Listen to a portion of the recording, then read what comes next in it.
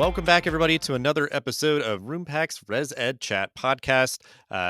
If you are new to the show, every other week we feature a variety of topics of interest to hired professionals who work in and with university housing. So this is another one of our sort of in-house episodes, maybe to kind of like a clever title for these ones. But this one is going to be kind of fun because I know I, as I'm sure many others, has sort of, been in and around, ACUHO-I intern processes and interviews and sort of maybe supervised those interns in the past and everything. So, it is for the folks that go through them or kind of manage those processes. It's just a very unique thing, and I think it's sometimes kind of a rite of passage for graduate students and things like that. But Roompact has had this program going on for a while, and I'm talking with Paul today to go into a little bit more of the history and the context and sort of the sort of methodology, I guess, around doing a remote ACUHO-I internship. And also, I mean, it's going to be unique that it's like through a company versus an institution. So lots to talk about. But Paul, if you want to kind of kick us off, to share kind of a brief history of the ACUHO-I intern program at Roompact. Because I have such value out of the ACUHO-I process, I've supervised ACUHO-I interns at other institutions as well. I just was like, wouldn't it be cool if we could do one at Roompact? Like, something unique, something different for the students themselves going through the process, but something cool just to kind of show off, hey, these are what our values. We want to get back to the field. Like we believe in that. And so we want to promote the work of these kinds of ACUHO-I interns. And so that had always been kicking around in my brain. And if there's anything positive that came out of COVID-19, this would actually be one of them. So for the longest time, part of the ACUHO-I internship is you go to the campus and they provide you housing. Obviously, as a company, we didn't have housing. And so we even thought through, this was back when we weren't remote. But we had a physical office in Chicago of like, could we rent an apartment? What would that look like? Like we thought through those kinds of things. But then when COVID came, ACUHO-I, rightly so, kind of said, hey, if there can be remote internships, that's totally okay. That's something they hadn't delved into before. And I said, this is our chance. This is when we should do it. Now that's kind of opened up that we could do remote, and we were also then remote at that time. Now I was like, this is it. And so that's kind of how it had come to be. It's something we always wanted to do. So the 2020-2021 ACUHO-I intern sort of interview process that would have the intern working in the summer of 2021, it is interesting that you said that, since like so baked into the DNA of these offerings is that you're living and working just like you would be if you were working as a hall director throughout the academic year. You're obviously just sort of immersed in that institutional environment. I know a lot of people prefer I think to work at like a different institution type and or a different region or something like that. So it really was this sort of stars aligning to where you could sort of jump into that process, alongside everybody else offering remote internships where, and this is something where I think we've thankfully come a long way, but like there could be that sort of bias against sort of like a vendor, getting in and being like, we're just doing it completely remotely and all that. So it's like, for many reasons, and like you said, it's sort of, you have to always look for those silver linings. You were able to offer this and then start to kind of set a precedent. And I think for me, looking back too, like during my graduate program many years before that, like I graduated from my program in 2014, so it would have been summer 2013 doing one. It's like I didn't even know what to look for if anything like that even existed, which again, presumably it did not. But looking back, it's like I wish that, and I believe this has happened a little bit more, is just that idea that in that sort of formative time, this professional preparation program, you get more exposure to just the variety of things that you can do with this credential. So just kudos to you for, not giving up on that sort of dream and taking up the opportunity to, to make this remote internship happen. But, I think the idea too, that you are challenging kind of the preconceived notions of, well, if this is like a residence life thing, shouldn't you be, on the campus or doing whatever? Like, just to start off, like, what are some of the benefits that you have seen of having like remote interns and just being able to offer an experience like this, regardless of it, happening to be at a company? Like, this is just a valuable thing that students can do, from wherever they are. So, like, how has that sort of come into play here? I guess, of like for the applicants and that people have actually done it. Like, what are some of those benefits? Our internship isn't for everyone. It's unique. It's different. Like we've talked about, it's offered by a company. We're, to my knowledge, the only company that's ever offered an ACUHO-I internship. But it's also remote, which when we started back in 2021, I think there were quite a few other remote positions then at that time. But now that COVID-19 is kind of receded, we're, at least to my knowledge, the last couple of years have been the only fully remote one as an option. Although I think there is a school that does kind of a hybrid where part of it's remote, but then there's a period of time that they need you on campus to do certain things, but it's a much shortened part of the overall experience. But it makes it unique, which means some people are gonna be like, I don't want that experience, and that totally makes sense, right? I want the on-campus experience. I want, like me, I wanted to go to Alaska. Sure, sign me up. But for some people, it actually works out really a lot better. Folks that we've had intern applicants and even some of our own past interns that it gives them a flexibility in terms of where they can work from. So we've had interns in the past that needed to spend time with their family. And so being remote, this allowed them to have that space to do that. We've also, the other cool thing about being remote is we can also structure it so if they need to go halftime for a portion of it, they can. So we've had a couple interns where they were kind of full time, meaning like a 35-hour a week kind of deal. But then they went halftime towards the end when they were getting back on campus and starting to do some things, but still had some time and wanted to make some money. So we can be flexible that with dates because you can start halftime. We've never done quarter time, but you can flex those kinds of things, which is kind of really really cool. Um, it does privilege a certain type of person, like it's a lot of project work.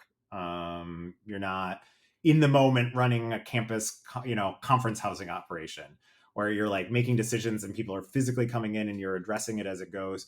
A lot of our remote work is more project based, and so you need to be able to um, manage your time, think through what are my goals. We allow our interns to kind of tailor the project a little bit to them, so we kind of give the broad brushstrokes, but don't fill in every detail about here's exactly how it needs to look.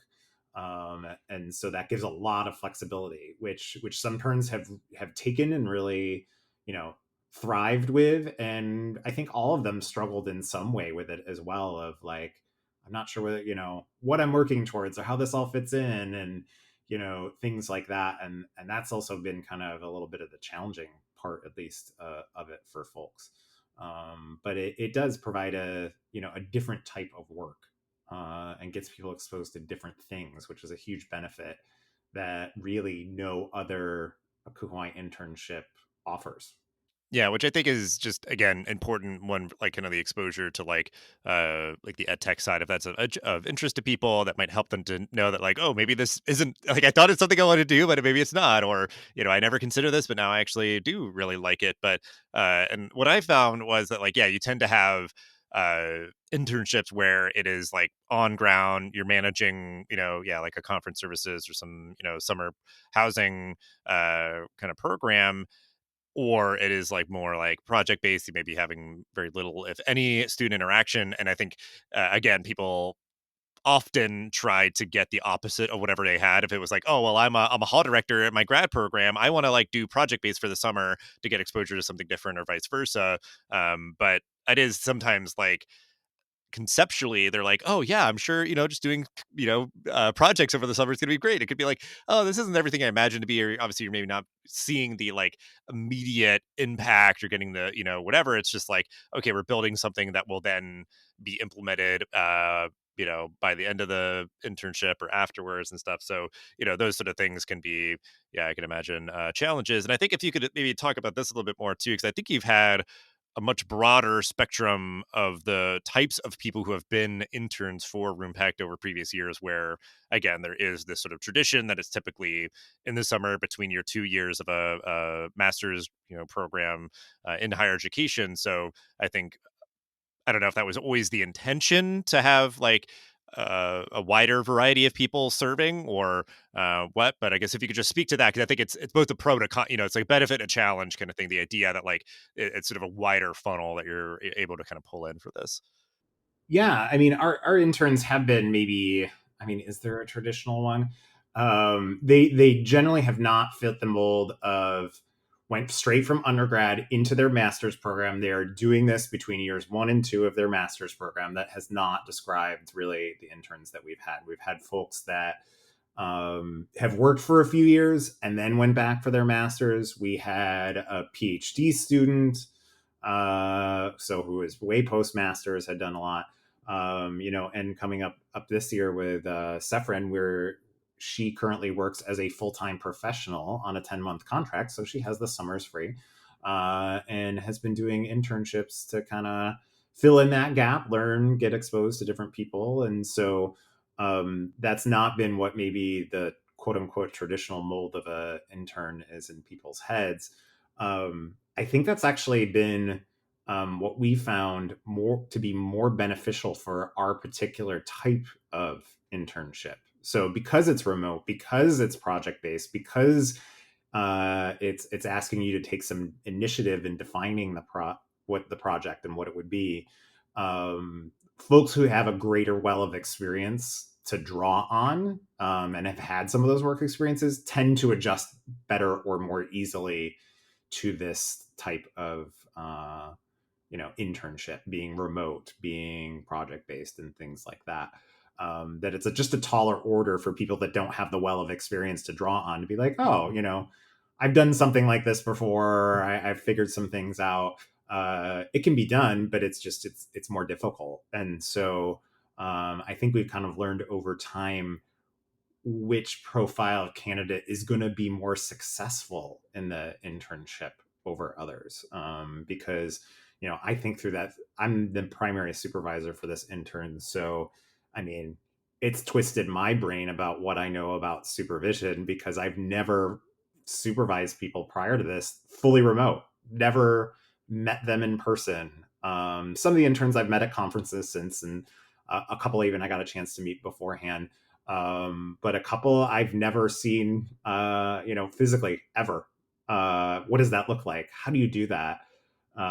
What's the right amount of checking in, and what's too much? Like, how much structure do I need to provide?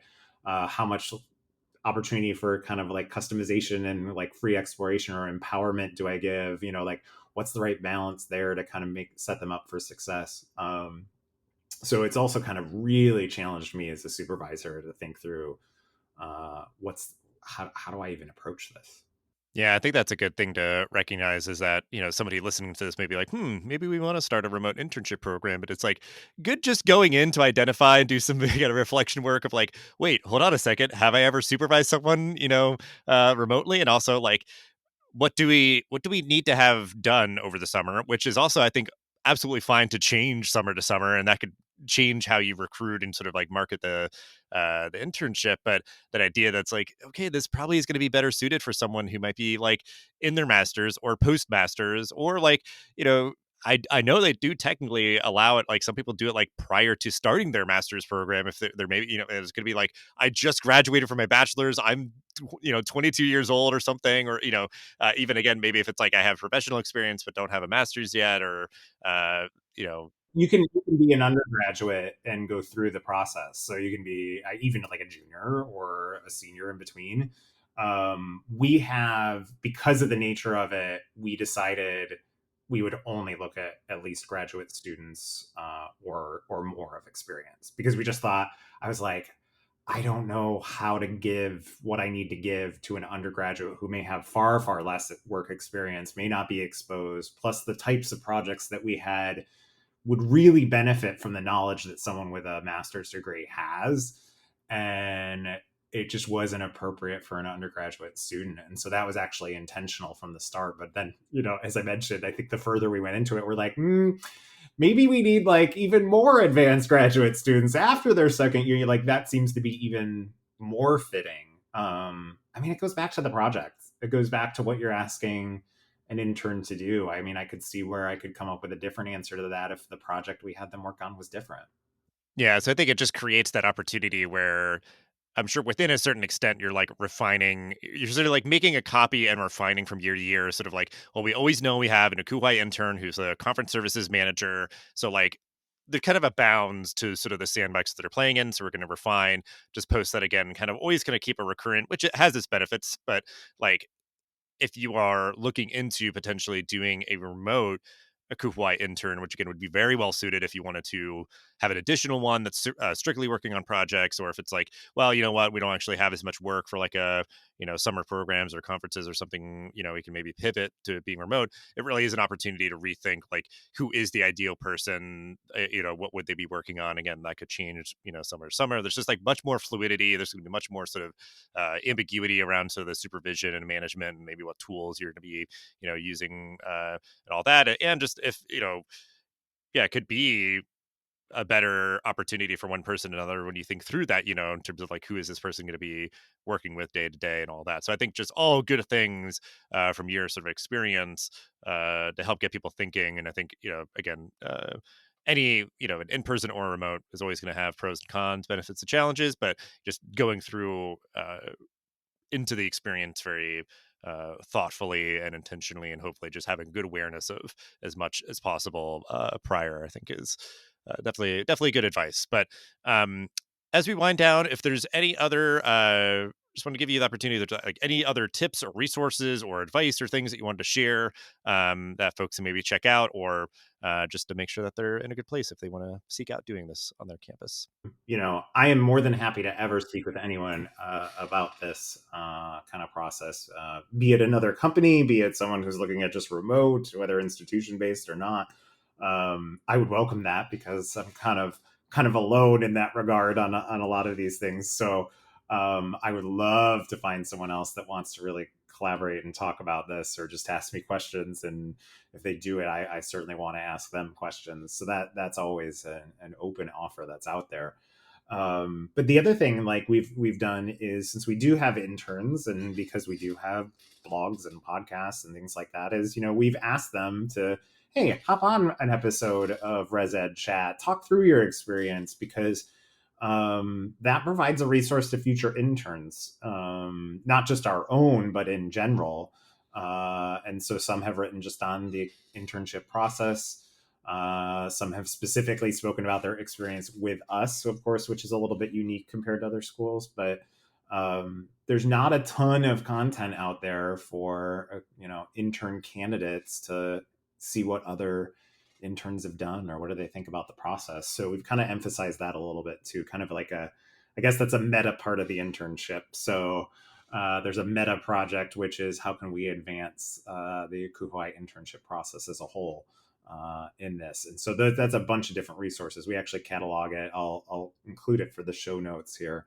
That has all that kind of content things curated across there that I think that can be really helpful. But yeah, that's it as far as interns. For supervisors, not a lot out there other than looking at general resources about supervising remotely and things like that. There's nothing specific to this kind of process. So you kind of have to look through, how do I supervise remotely? And I really would encourage people to think through it, because it really is different. And after I start getting into it, I'm like, wow, this is really different than anything else I've done. And I just never thought about what that would be, or how that would look, or things like that. Pretty eye opening, me. Good learning experience for me. Well, and that's kind of the beauty of it too, like it's like it makes you think of sort of like the refrain of like, like to teach is to learn twice or something, like it really sort of like, and I guess it even in like a different way of like just shifting point of views on management supervision and mentoring and all that kind of stuff. But what I'm also hearing is like I think we're kind of trying to help like you said, sort of model the way, create some content around this sort of experience, but people creating like more, like tell their perspectives and their stories, or create the content around like supervising, ACUHO-I or Noda interns remotely and those sort of things. Because I think, hopefully, like you said, it just becomes more common, more organizations offering them, because I think there's just such a wide variety of kind of cool opportunities out there for folks to go through like master's programs in higher education, or just have a wealth of higher ed experience that uh, can be of service and valuable to a lot of other stakeholders and things. So, yeah, absolutely. I know I've helped curate some of the podcast episodes and things over the past couple of years, and it's always fun for me to talk with those folks. So I do definitely want to kind of emphasize that as well. But go check out those past episodes. They're really cool people doing cool things. You can kind of keep up with them as they move along during and after their internships and everything. But yeah, just really appreciate you, Paul, hopping on, talking all about this stuff, and hopefully it inspires some other people to get into this game. Yeah. Thanks for having me, Dustin.